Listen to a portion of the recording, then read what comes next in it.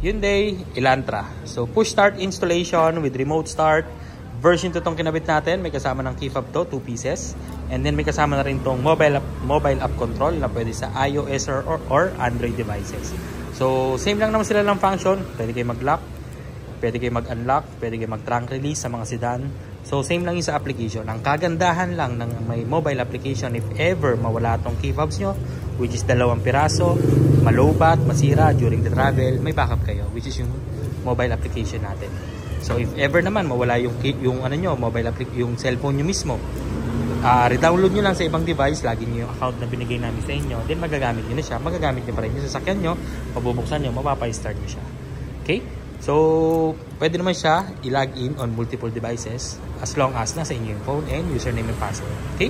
So, pag nagpakabit na kayo ng system natin, mare-remote start nyo na rin yung kotse nyo. So, 70 to 100 meters, may start nyo siya remotely. So, sample, 1, 2, 3, start nyo yan. Yan. Okay? Yan. So, yung natunog na yun, may problema si sir sa sa loob ng engine. Alright, tapos pasok tayo sa loob. Unlock muna kasi naka-disable yung passive keyless entry. Pero pag naka-enable yon, pag lumapit ka pa lang sa sasakyan mo, mag-unlock na siya. Okay? So pwede siyang i-disable or i-enable anytime you want. Sa remote lang siya ginagawa. May combination lang po kayong gagawin. Okay? Pero yung iba gustong-gusto yun para pag lumapit ka or lumayo, mag-automatic lock unlock siya. Automatic. Okay? Tapos ito yung button natin. So as requested din boss, dito niya nilagay. Pero pag mga Elantra kasi, dito namin siya nilalagay. Binubutas dito. Para mas maganda. Okay? Tapos matic transmission, park luggage, tsaka handbrake. Kapag naka-driver, naka-reverse, hindi siya mapapa-start. Okay? Tapos nag-install din tayo dito ng mga LED lights. Yan. So high and low. Low fog lights. Okay? Kahit fog lights lang pwede, no? Low beam, high beam. Alright. Yeah. Pag tumapak ka ng brake, kahit hindi ka pa umalis, may feature siya na nag-auto lock lahat ng doors. And then even naka-andar yung kotse mo, pwede ka mag-unlock, pwede ka mag-lock sa key fob.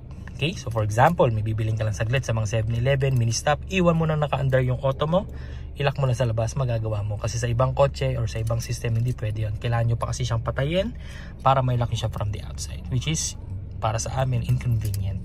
So, pag nagpakabit ka nito, might as well, yun, i-maximize mo yung feature niya na yan. Para pagbalik mo, malamig pa. Hindi mo na kailangan patayin yung makina mo. Pag gusto mo patayin, apak sa brake, isang pindot, patay na yan. Then mag-automatic unlock na rin yung kotse mo. Lalabas ka na lang. Pag layo mo, pag naka-enable yung passive keyless entry feature, mag-automatic lock na siya kusa. Kahit di ka na pumindot sa remote. Okay? Pag song start, apak sa brake, isang pindot. Yan, start na rin yan. Madali lang siya gamitin, guys. So pag accident na pindot yan, hindi po mamamatay yung kotse. So for example, may bata rito, pinindot while driving, hindi siya mamamatay. Okay? Yan. So pag gusto mo kayong patayin, apak sa brake, isang pindot, patay na yan. Without stepping sa brake, unang pindot, accessories, pangalawa, on, yan. Pangatlo, patay syempre. So typical push start button kung paano po siya mag-work or gumana. So 2 years warranty to, guys. Again, meron na po itong kasamang mobile app control na pwede sa iOS or Android devices. Alright? So yun lang naman, guys. Maraming salamat. Overtime na kami. Thank you.